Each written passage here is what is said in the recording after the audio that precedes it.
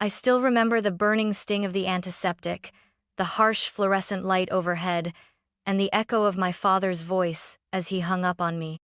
"Why are you making such a fuss? You're not dying. Don't call in a panic. Claire needs support urgently now." I was lying on a gurney in the ER, bleeding, barely able to breathe after a car crash. My leg felt shattered, my ribs screamed, but none of it compared to the fracture in my chest, the one caused by the man who was supposed to protect me. He left me there, alone, because my sister had a meltdown over a failed job interview.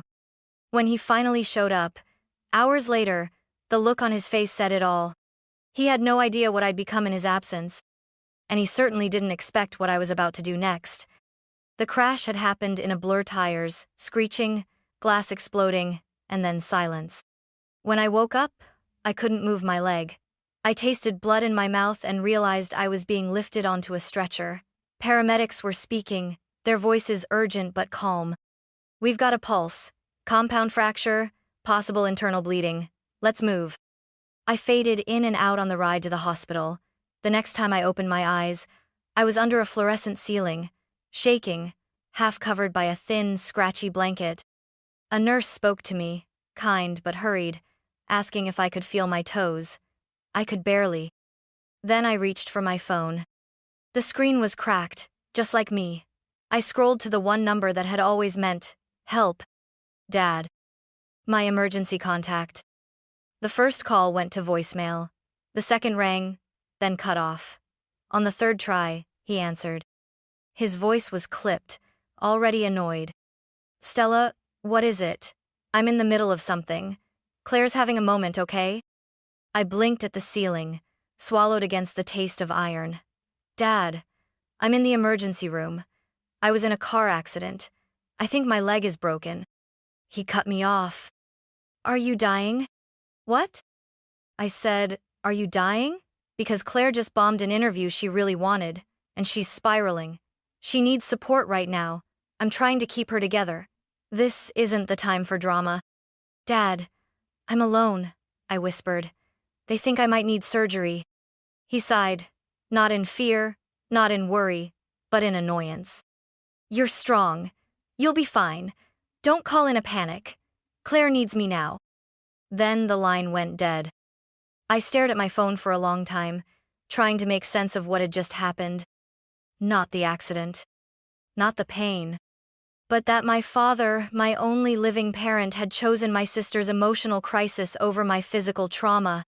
I laid there, the antiseptic stinging my nose, the beep of machines the only reassurance I had. The nurse returned, this time gentler, and asked if there was anyone coming. I nodded, even though I wasn't sure anymore. I kept checking the door, waiting for him to appear, but no one came. And in that waiting, something shifted in me. For the first time, I realized just how alone I really was. Not just in that room, but in this family. As I lay in that sterile hospital room, numbed by both painkillers and disbelief, the truth started to bloom inside me like a slow-burning bruise. This wasn't new. It had always been like this. Claire, the golden child. Claire, the delicate one. Claire, who needed extra care, extra patience, extra attention. And me? I was the strong one, the one who didn't need babysitting, the independent spirit. That's what they used to call it when I got overlooked. "Stella's doing fine. Let's focus on Claire. She's just more sensitive." I thought back to birthdays, how mine were quiet dinners, while Claire got backyard parties, string lights, and 3-tiered cakes. I remembered my high school graduation, how my dad missed the ceremony because Claire had a panic attack over a B- on her final exam. He said, "You understand, right? She really needed me that day." And I did understand. For years, I told myself I did. Even in college, when I took on 2 jobs to pay tuition, he sent Claire rent money and bought her a new laptop because hers made her anxious. When I mentioned mine was falling apart, he suggested I save up or check Craigslist. The double standard was constant, so subtle at times that I gaslit myself into believing I imagined it. But lying in that hospital bed, Staring at the blank white ceiling, I knew better. There had been the time Claire got drunk and backed Dad's car into a neighbor's fence. He called it a learning experience. But when I once forgot to refill the gas before returning the car, he lectured me for an hour about responsibility and respect. Claire had always been the emotional one, the creative soul. She switched majors 3 times, moved cities twice, failed internships, and every time, Dad was there with hugs, money, pep talks. Me? I landed a stable job, paid my own bills, stayed out of trouble, and somehow, that made me less worthy of his attention. Because I didn't need him. Until now. Until my car spun off the road and I needed him, not as a provider, but just as a father, to show up, to sit next to me, to care. And he didn't. He chose Claire.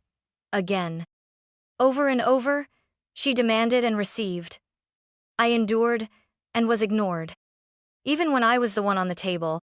Even when the doctors were discussing possible surgery and internal bleeding. Even then, I thought about all the times I'd reassured myself with, he just worries about her more because she struggles. But now I realized something even heavier. He never actually saw me. He only saw what I could handle and assumed I'd handle it alone. That night, lying with a fractured body and a newly shattered heart, I let the denial fall away. The fog lifted. And in its place, something colder and clearer took root. This wasn't love. This was neglect dressed up as expectation. I used to believe that if I worked hard enough, stayed quiet enough, gave enough, I'd finally earn his love. Not just approval love. But growing up, that love was always conditional. If I succeeded, it was expected. If Claire simply tried, it was praised. When I brought home straight A's, Dad would glance at my report card, nod, and say, "Good, that's how it should be." But when Claire passed a class she'd been failing, he took her out to dinner, posted about it on Facebook, and told the world how resilient she was. I learned early on that competence wasn't celebrated, it was exploited. He leaned on me to help around the house, to manage bills when he traveled, to keep things steady. Meanwhile, Claire floated through life with a safety net woven from our father's endless second chances. Once, when she ran up nearly 2-0 in credit card debt, by accident, he bailed her out, then asked me if I could cover the utilities for the next 2 months to help rebalance the household. And I did it. Because I thought that's what love looked like, picking up the slack, being the dependable one, always saying, "I understand," while swallowing resentment like bitter medicine. But I didn't understand. Not really. Not until I was lying in a hospital gown, with stitches across my side and bruises blooming down my arms, and my father told me plainly, coldly, that I was being dramatic.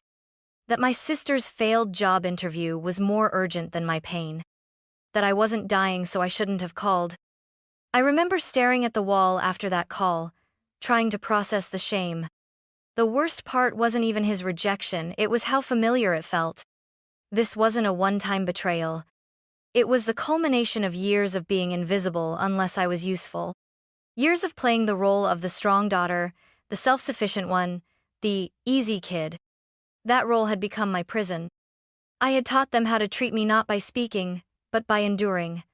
By never asking for more, by always stepping aside for Claire. Even when I was bleeding. Even now. It struck me then, that if I didn't change the script, no one would. That maybe the most radical thing I could do was stop trying. Stop performing strength for a man who only valued me when I needed nothing. Stop bleeding quietly just to protect the comfort of others.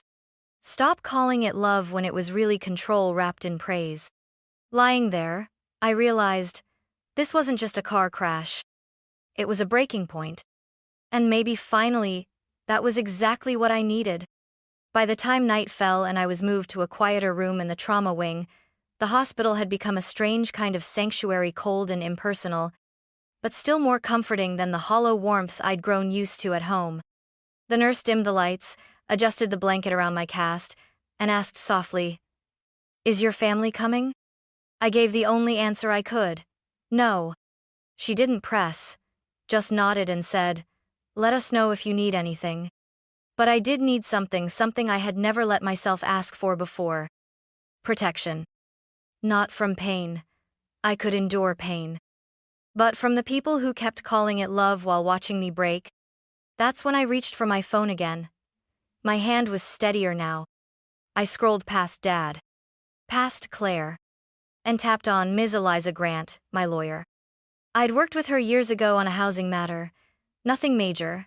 But she was competent, calm, and kind. And most importantly, she didn't look at me like I was overreacting. When she picked up, I expected to fall apart. Instead, I surprised myself. Eliza, it's Stella. I'm in the hospital. Pause. Are you safe? She asked instantly. Yes. Physically, yes. But I need help. Legal help. I explained everything. The accident. The call. The dismissal. The years of financial help I'd given my father and sister, thousands I'd quietly transferred over the years under the guise of being the responsible one. Her voice didn't waver. Okay, I understand. What do you want to do? I want to cut them off, I said. The words came out like a confession but felt like a release. I want to make sure they can't access anything. I want to revoke everything I've ever signed. Power of attorney, will beneficiaries, financial access, all of it. She didn't ask why. She didn't need to. Instead, she said, "Do you have documentation of the support you've given them?" I nodded reflexively, then added, "Yes. I started saving records months ago. Bank transfers, emails, even some texts." I hadn't known why I'd started doing it. Maybe a quiet part of me had seen this moment coming. "Good," she said. "That will help. I'll come to the hospital in the morning. We'll draft everything. You don't need to do this alone." And for the first time, in a long time, I believed her. When we ended the call, I sank back into the pillows. The machines around me beeped, steady and sure. I wasn't just trying to survive anymore. I was choosing myself. The girl who had always come second. The woman who had always swallowed her voice. She was done performing strength for people who weaponized it. And for the first time, the silence didn't feel like abandonment. It felt like space. Space to breathe. Space to begin again. Eliza arrived the next morning just as the sun began slipping through the narrow blinds. She was dressed in a sharp navy suit, hair pulled back, briefcase in hand, a quiet force of clarity amid the hospital's haze of beeping machines and antiseptic air. "Morning, Stella," she said, with a small, firm smile. "Let's get to work." She pulled a chair up beside the bed and opened her laptop while I unlocked my phone and handed over a flash drive I had tucked into my overnight bag. It held months of quiet preparation folders labeled with bank statements, screenshots, PayPal transfers, emails, texts. I hadn't even realized how much I'd kept.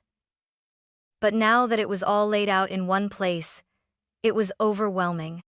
Transfer after transfer. 300 here. 600 there.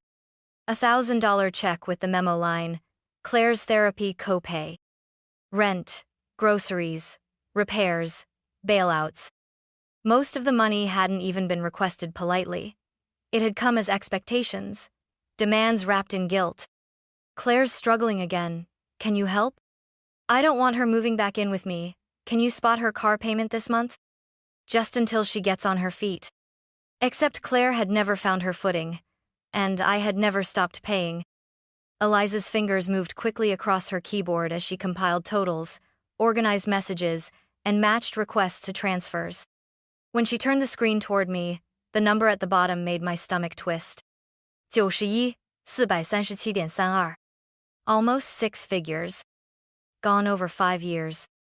It could have been a down payment on a home.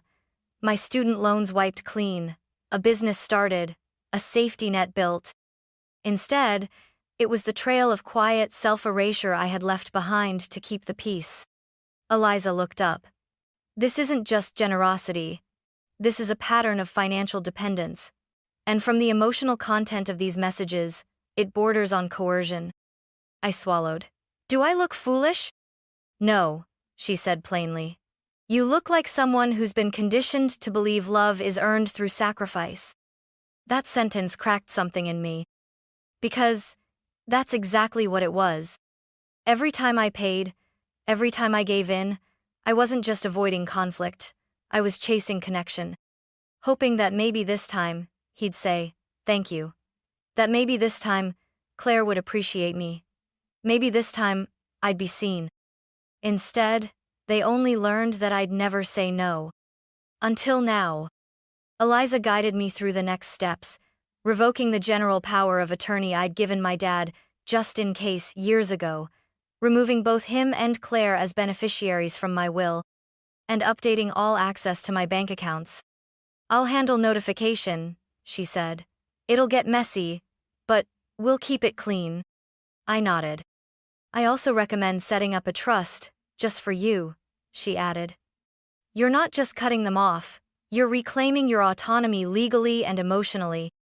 As I signed the documents she prepared, I felt an ache that had nothing to do with my fractured body. It was grief sharp and real. Grief for the version of me who had kept trying. The daughter who thought maybe next time he'd show up. The sister who thought maybe if she gave enough, Claire would change. But as the final signature dried, that grief made space for something new. Resolve. Because now, I wasn't waiting for permission. I wasn't begging for love. I was drawing the line. Not out of spite, but out of survival. The hospital room had settled into a strange kind of stillness by late afternoon. The IV drip hummed quietly beside me.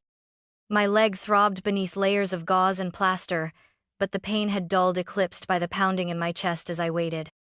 They were coming. The hospital had finally reached my father when I listed him as next of kin during intake.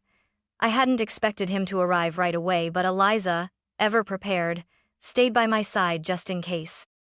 I'd guess they'll come when they think they can make a scene, she said, calm as ever. They're not used to being shut out. She was right. At 4:47 p.m., the door opened. My father entered first, looking as though he'd rushed, or at least wanted to look like he had. His tie was loose, his face set in what might have passed as concern to anyone who didn't know him. Claire trailed behind, oversized sunglasses perched on her head, her expression teetering between annoyance and wounded pride. And then their eyes landed on Eliza.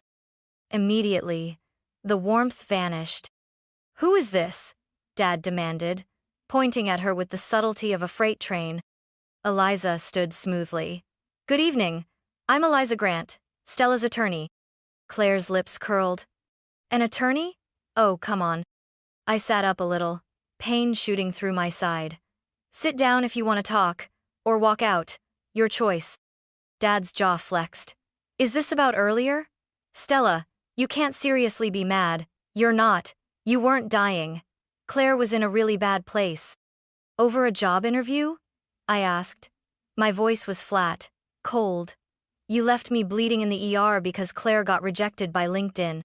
Claire gasped. "I was having a panic attack." "You were disappointed," I snapped. "I was in surgery prep, alone." My dad raised his voice. "You're being dramatic again. You always turn everything into a crisis." That line again, it hit like a slap. "Eliza," I said, still staring at them, "would you mind playing the message?" She nodded, took out her phone, tapped twice. The room filled with the harsh buzz of a speaker. "Why are you making such a fuss? You're not dying. Don't call in a panic. Claire needs support urgently now." Claire's voice came through next, faint but clear. "You're so self-centered, Stella. Can't you see I'm spiraling?" Then the call cut off. Silence. Utter, damning silence. My father looked stunned. Claire turned pale. "Did you record us?" he growled. "Yes. After you hung up on me. Something told me I might need proof when you started spinning the story." My father's face flushed red. "This is insane. You've lost your mind." "No," I said, steady now. "I finally found it." Eliza stepped forward, papers in hand. "As of today, Stella has formally revoked all financial access and responsibilities toward either of you. This includes power of attorney, shared accounts, and any future legal or medical authorizations. You are no longer entitled to anything connected to her name or resources. Dad snatched the paper from her hand. You can't do this. She can, Eliza said coolly. And she has. Claire lunged forward. But I need help. I'm looking for jobs. I can't go back to Mom's. That's not my problem anymore, I said, voice like steel. You've had years of lifelines. I was the one bleeding this time and you still made it about you. Your family, Dad shouted. No, I said. Your blood. That's not the same thing. He stared at me, eyes wild. After everything I did for you. You raised me to be responsible so I could fund your irresponsibility. That's not parenting. That's dependency. They didn't argue after that. They just stared, stunned, sputtering, defeated. And when Eliza opened the door with a quiet nod, they walked out of my life. No more performances. No more pleading. Just the cold, clean sound of a closing door. The silence they left behind wasn't peaceful. It was heavy like the air after a storm, when the clouds haven't quite cleared and everything feels drenched in aftermath. Eliza stayed a moment longer. She gently placed the signed documents into her folder, zipped it shut, and gave me a long, quiet look. They'll push back, she said softly. Emotionally. Maybe publicly. Be prepared for anger masquerading as heartbreak. I nodded, even though my stomach was already twisting. And she was right. They didn't wait long. That night, while I was still on IV antibiotics and painkillers, I got the first text. From Claire. I can't believe you blindsided us like that. You've always been jealous. You wanted to humiliate me in front of him. A minute later. You're not a victim. You just like playing one now that it gets you sympathy. Then my father. This is a betrayal. After all we did for you, I paid for your braces, your summer camp, your childhood, and this is how you repay me? Each message chipped at the shell I'd started to build, but I didn't respond. Eliza had told me, silence is power. Let your attorney speak for you. Let your boundaries speak louder than any reply. So I muted their numbers. I let the phone buzz itself into irrelevance. But it didn't stop there. 2 days after being discharged, hobbling at home on crutches, I opened Facebook and saw it. A vague post from my father. Sometimes the ones you love most hurt you the deepest, especially when they forget where they came from. Dozens of pitying comments followed. Aunt Lorraine posted a comment dripping with passive aggression. We raised our kids better than that. Loyalty is everything. I didn't respond. But what stunned me wasn't their smear campaign. It was who stayed silent, and who didn't. My cousin Jules, who I hadn't seen since a family barbecue 3 years ago, sent me a private message. Hey, I just want you to know, I believe you. I saw how they treated you. Claire was always the storm, and you were expected to be the umbrella. That wasn't fair. I cried harder at that message than I had at any point in the hospital. Because someone saw me, finally, clearly, without me having to explain. Then there was Emily from work, who dropped off groceries without asking. And my friend Nora, who texted, "You don't owe anyone your survival." Piece by piece, I realized I wasn't alone. The people who really cared didn't need an explanation or justification. They didn't twist my pain into drama or gaslight me with fake nostalgia. They just showed up. And slowly, I began to show up for myself too. I returned to therapy. I talked, really talked, not to defend my past, but to unpack it. To understand why I'd stayed so long in a system that fed on my silence. My therapist said something I'll never forget. You weren't loved for who you were. You were rewarded for what you gave. That's not love, that's transaction. It hit like truth always does, sudden, sharp, liberating. I started to reclaim more than my finances. I reclaimed my identity. I opened a separate savings account just for me. I updated my emergency contacts. I blocked Claire and my father on every platform. It wasn't rage that guided me. It was peace. The kind that comes after a storm strong enough to uproot everything that was never stable to begin with. Months passed. My leg healed slowly, the cast gave way to a brace, then a cane, and eventually just a faint ache when it rained. But what took longer to heal was the quiet wound I carried in my chest. The kind no X-ray could show. The kind carved by a father's silence. A sister's entitlement. A lifetime of being needed but never truly seen. And yet, I was healing. Each small act of self-respect stitched me back together. I went for walks alone and didn't feel hollow. I cooked dinner for myself and didn't feel the need to share it with someone just to feel useful. I laughed, not because someone else needed me to stay strong, but because I felt light enough to. Claire and my father never apologized. Not once. But they stopped trying to reach me after Eliza formally served them the last round of legal notices. Their absence, once terrifying, became a gift. I filled that silence with people who showed up without being asked. Friends who brought over soup without needing thanks. A colleague who helped me with my work transition. Even my neighbor, Mrs. Lively, who knocked once a week with flowers from her garden. It was in those simple gestures I found a truth that no family courtroom or argument could teach. Family isn't who shares your last name. It's who shows up when the lights go out. It's who believes your pain without proof. It's who never makes you apologize for needing them.